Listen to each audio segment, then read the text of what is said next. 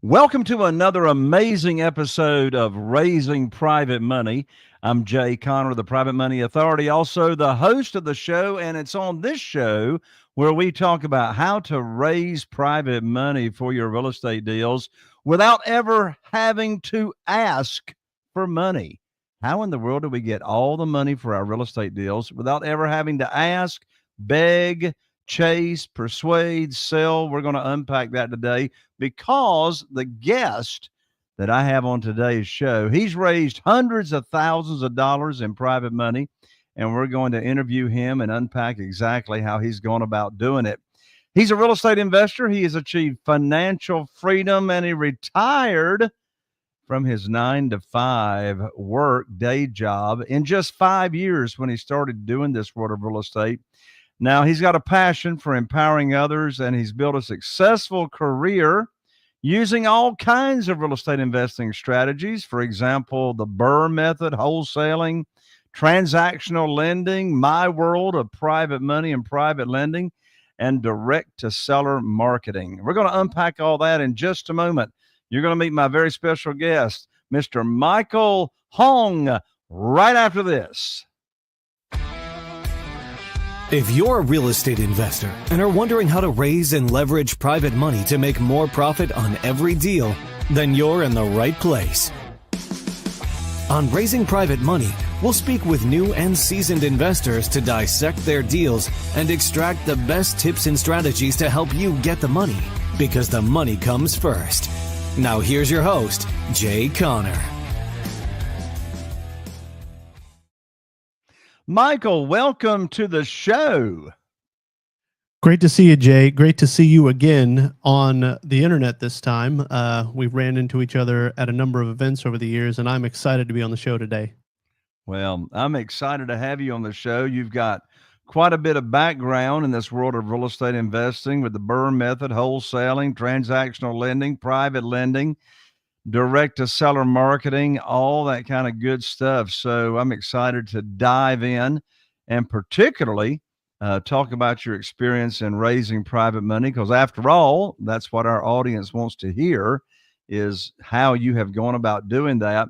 But let's put it on rewind for just a moment. It took you 5 years to achieve financial freedom. What were you doing while you were starting in real estate investing?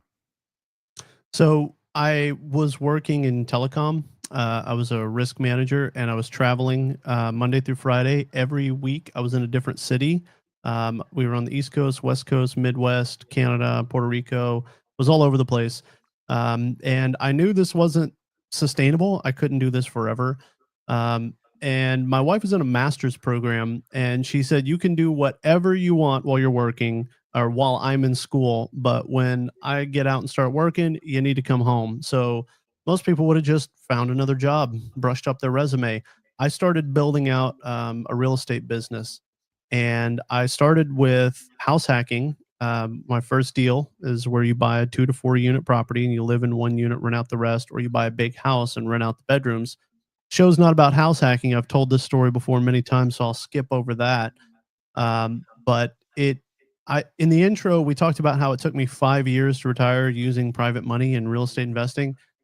That's actually like a demerit for me, because for a couple of those years, I kind of stood still and was kind of paralyzed in fear when I went from the house hacking to doing direct to seller marketing, buying with private money. And when I started buying the houses, my first thought was, I find a good enough deal and I can wholesale it. And then maybe if I find enough wholesale deals and save up enough money, I can flip a house. And then maybe if I flip enough houses, eventually I can buy and hold with private money or any way I can find to do it and hold rentals. And on my first deal, I showed it to somebody and they said, oh man, this is great. Yeah, you can wholesale this. Did you want to think about renting it? Flipping it? Did you want to look at maybe getting a hard money loan or private money loan? I was like, yeah, let me do that. And so we could talk more about how I met my private money lender, but called up my private money guy, showed it to him. He said, this is great. Yeah, I would love to lend on this. What are you going to do? Flip it? I said, yeah, I guess that's the plan. I'm going to flip it. And then we moved from that conversation to, why don't you talk to like a long-term lender, like a conventional lender or a DSCR lender? You can probably hold on to this. I'll fund it for you either way.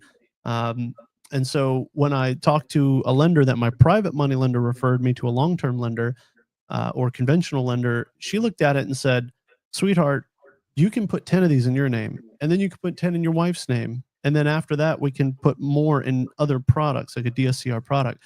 And so my mind just exploded where I thought maybe I could wholesale it, maybe I could flip it, and then one day I could buy and hold. Well, my first deal I did direct to seller marketing, I was able to hold it as a long term rental. And also, what helped me grow so quickly was using private money.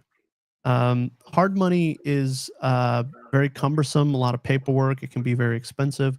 But with private money, I was able to show somebody a contract, show somebody a property, pull up comps, show it to them, and say, let's make a deal. Let's work it out. When do you want to close? How much do you want to fund? Do you want to fund the rehab? Do you want to fund all the rehab? And if the deal makes sense, you can grow really fast using private money, Jay. Absolutely. That's been the same experience for me. Now, Michael, I got a question for you. You can answer this as quickly and as short as you like, or you can make this as long as you like. But here's the question. Tell me, who is Michael Hong? Well, I'm a real estate investor based in Houston, Texas. I am a licensed agent, and I got started by house hacking and then using the Burr method to retire myself. I'm 36 years old out here in the suburbs of Houston, as I said. My wife is in the medical field. I'm real estate retired. We're working on getting her real estate retired. And I've recently launched a podcast, the Be Someone podcast with Michael Hong on Spotify, Apple Podcasts. It's also on my YouTube. And we post a lot of content about what's going on right now on my Instagram at Michael Be Someone on Instagram. Beautiful. Now, you mentioned a couple of times a few minutes ago direct to seller marketing. Tell the audience what you mean by direct to seller marketing. So there's generally two places you find a deal: on market and off market. On market would be listed with an agent on the MLS. Off market would be um, finding better deals, but takes generally more work to go find them. Um, Direct to seller marketing, there's many channels that we can use for that. You can use direct mail, cold calling, bandit signs, door knocking, um, text blasting, PPC, PPL. There's so many strategies to do direct to seller marketing. I've done them all. But I've had the most success with direct mail. Man, it is tried, it is true, it has been around for a very long time. Anytime there's a change in regulations, direct mail is not affected, because you're not soliciting people. You're asking people to buy their property. And it's just sometimes the old methods work the best, Jay. Agreed. Agreed. And as we're using these different methods, we got to have a measuring device in place so we make sure we know exactly the money we're investing, exactly where are those leads coming from. Now, you also mentioned a few minutes ago the Burr method. Tell everybody, what in the world is the Burr method? So the Burr method stands for buy, rehab, refinance, rent, repeat. It's like a pop quiz. I always want to get them out of messed up in order. So the Burr method is when you buy a distressed piece of real estate, you fix it up. With me, it's always with private money. You buy it, you fix it up with private money, you put a tenant in there on a long-term lease, and typically, depending on who your long-term financer is, who's going to take out your private lender, sometimes you'll have a private lender that will give you a long-term loan, and they will be the long-term lender as well. Other times, once it's fixed up and a tenant's in place, you're going to refinance your private lender out with what we call long-term financing. It could be a Fannie Mae, Freddie Mac, a DSCR, an FHA, whatever kind of loan that you qualify for. Talk to your lender. And typically, right when the tenant signs the lease and their deposit to rent is deposited in your bank account, you can do the refinance. I've refinanced properties before the tenant is fully moved in. So it just depends on the situation with your lender. Talk to them. Their guidelines change all the time, but that is the Burr method. We recycle our capital over and over and over again, whether it be your own, your private lender, however you're financing your business. with where institutional interest rates are today, do you think the Burr method is a viable strategy in today's market? So there's always a market where Burr method is working. It's definitely getting harder as rates go up. I've found it more attractive now to talk to private lenders who want a longer term interest rate on what they do. But there's always a market somewhere where the Burr method works. But as rates go up, more of those deals fall out of my buy box that makes sense for a Burr method. All right. Well, of course, nobody has a crystal ball, but if I had a crystal ball, my crystal ball would say we're going to see rates starting to come down. Maybe not significantly, but in some respect. You know what's interesting is just because CD rates and other rates start to come down, that doesn't mean that mortgage rates follow that. You know, they do eventually, but not simultaneously. So I think there's going to be some opportunities in the institutional world later on in this year as the year progresses for them to come down. Now, you alluded a moment ago to your first private money lender. So I want to hear the story. Tell us the story and the details of your first private money lender and deal. Yeah, so I met my first private money lender through a self-directed IRA meetup. And I'm sure Jay tells everybody, and I tell everybody on my podcast and my channel, you need to be going to where the people you want to do business with are. Your calendar should be full of meetups and social events in person. Internet's great. We're doing it. I'm doing it. I have a VA working full time to produce content for my YouTube and my Instagram. I still go out in person. And so you need to dig your well before you're thirsty. And in my case, that was meeting private lenders at self-directed IRA meetups. Wonderful. Well, and I love what you just said. Dig your well before you're thirsty, because what that reminds me of is what I say all the time. The worst time in the world to be raising private money is when you need it for a deal. And, you know, Michael, doesn't desperation have a smell to it? I mean, desperation is stinky smell. Oh man, they can smell it as soon as you walk in the room. The least likely guy to raise private capital or private money is the guy who needs it, who walks in the room needing it. And these deals typically close in 30 days, sometimes less. So you need to already have your financing lined up and your partnerships available when these deals come along. Yes. So what was it that happened in your real estate investing career that, you know, really woke you up and you said, you know, I need to start raising some private money. Was it like, was there a pivotal point in your investing that caused that to happen? Was there a particular deal that triggered it? What was it that happened that you said, you know, I needed to get into this private money world? You know, whenever I set out to do single family investing, I knew I had the options of hard money and private money. But I was fortunate enough to have someone older, wiser, and with gray hair on their head tell me that a hard money lender is not going to be there with you. A hard money lender is not going to grow with you, whereas a private money lender will. And so I was told you can go get hard money, but private money is where you want to go if you want to be in this game long term. And I also, this may not resonate with everybody, but it really did with me. I heard somebody speak about taking money from from Wall Street and putting it on Main Street. And that really stuck with me because a bank on the other side of the country does not care about you and me. But I feel good every time I have a payoff statement where I pay back my private money lender.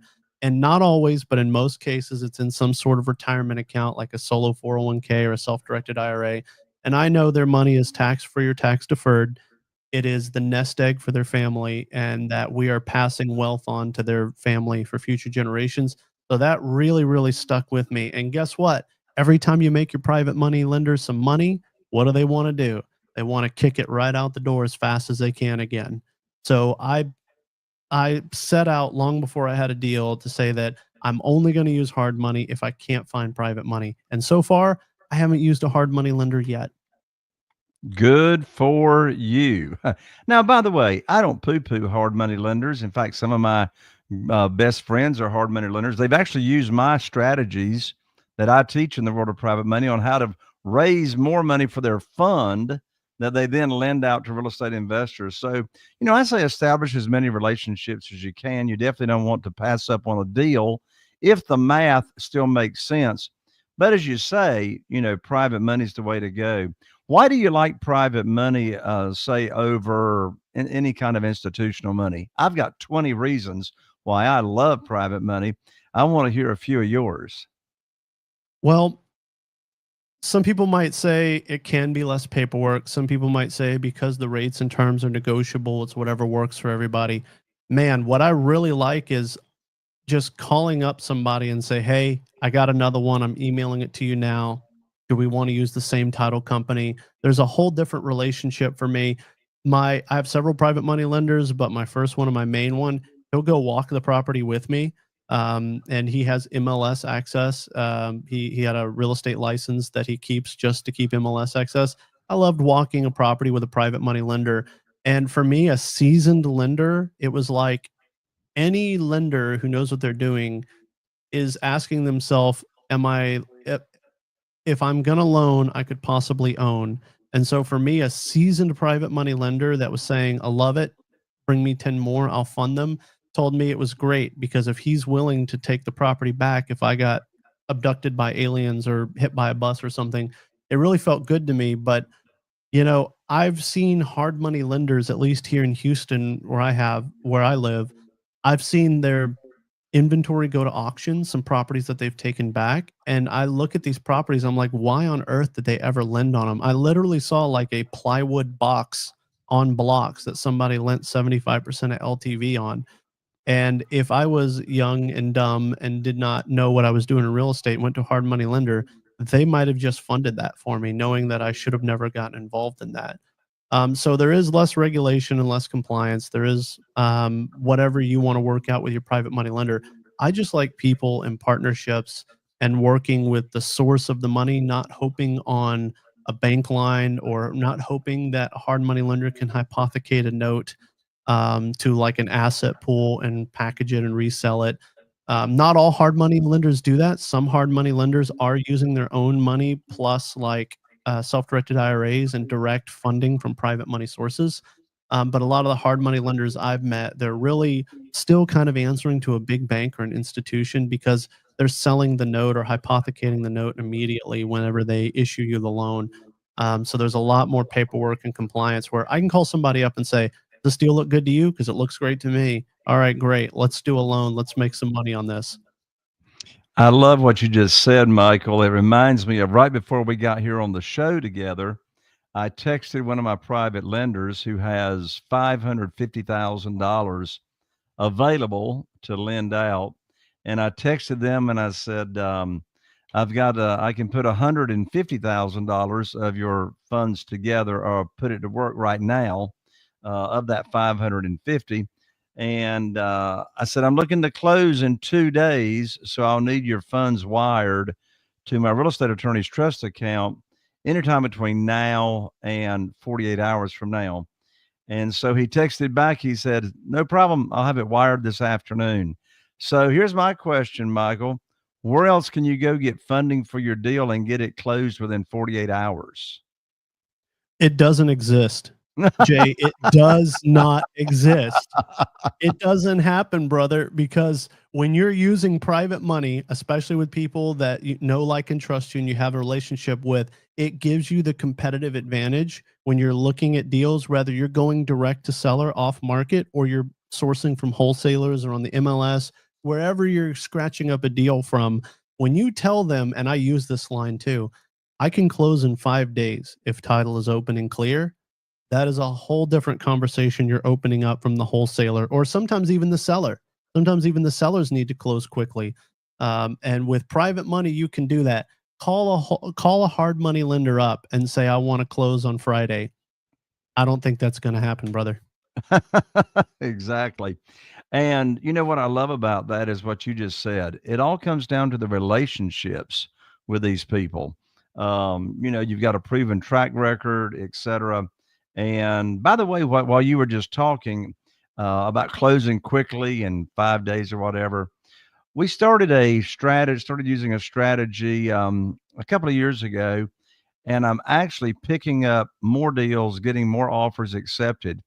And so the way this works is we'll have a seller that's still occupying the house. They're living in the house, and we'll offer to close in 5 days or 7 days. But of course, they're still in the house. And so here's the way our offer goes. So we'll go ahead and close now within the next few days. And at closing, we'll go ahead and give you 50% of your proceeds that you can put in your pocket right now.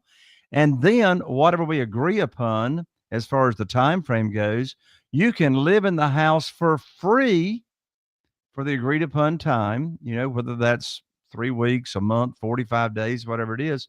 And then when you vacate the house and we do a walkthrough of the house to make sure everything is clean, then you'll get the other 50% of your proceeds. And we get more offers like that accepted. Have you ever done anything like that, Michael?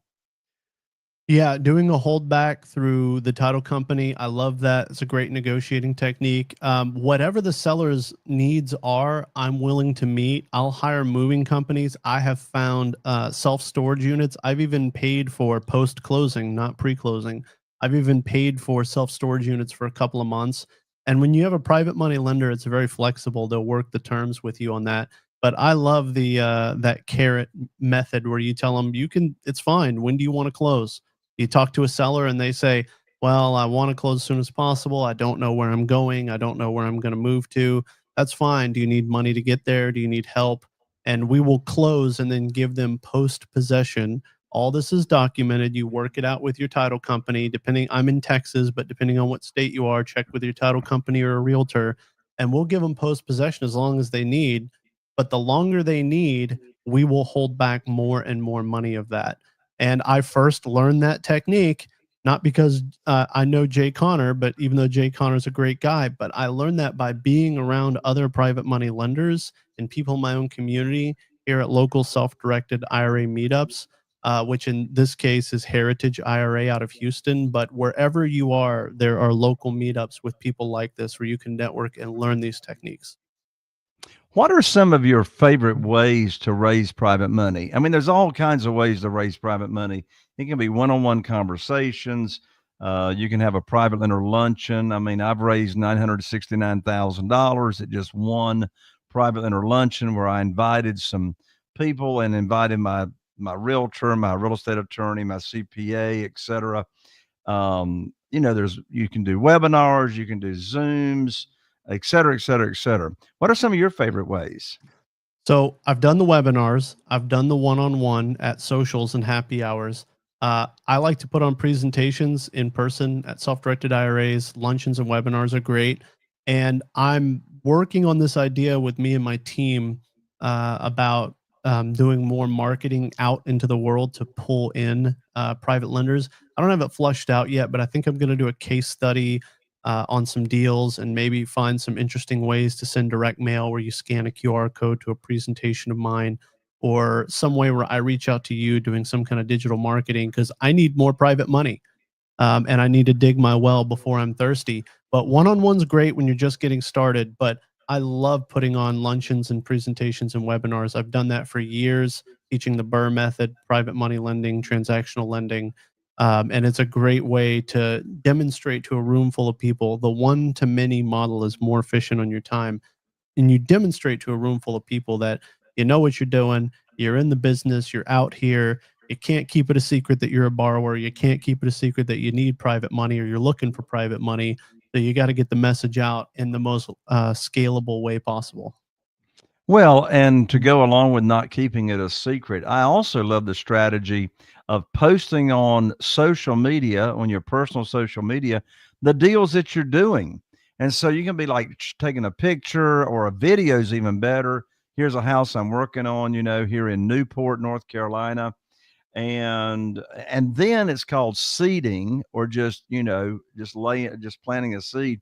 And reference, I'll say, and my private lender invested X number of dollars, and they are ecstatic about the insane high rates of return they're getting.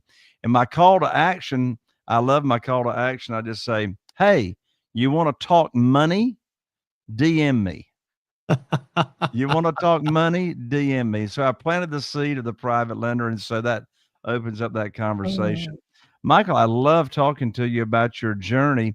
Before we wrap up, any final comments or advice? And how can people connect with you? I mean, for goodness sakes, if you're watching this show or listening to it on a podcast, Michael is one of the most credible people that I know to do business with, and he's looking to do more business with private lenders. So if you have investment capital and or you got retirement funds and you're just not happy with the volatility or you're not happy with the returns that you're getting, I would highly recommend you having a conversation with Michael.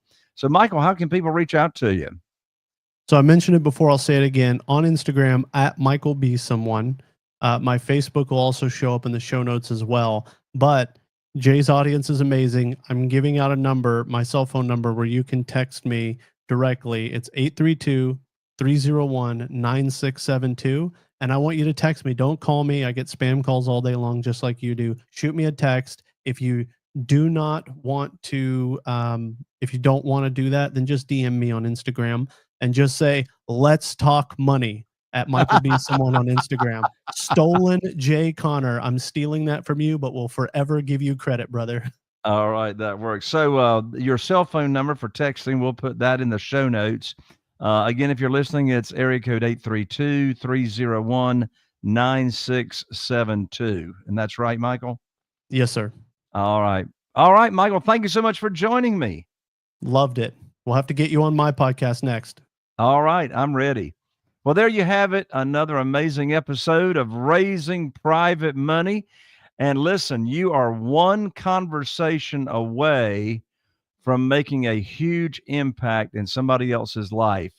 Therefore, I ask you, share this episode with someone that you think would really have an impact on them and make a difference. You're one conversation away from making an impact on somebody else. Share this episode and encourage someone that you know. I look forward to seeing you right here on the next episode of Raising Private Money with Jay Conner. Are you feeling inspired by the knowledge you gained in this episode? Then head over to jayconner.com/moneyguide. That's JCONNER.com/moneyguide and download your free guide that shares 7 reasons why private money will skyrocket your real estate investing business right now. Again, that's jayconner.com/moneyguide to get your free guide. We'll see you next time on Raising Private Money with Jay Conner.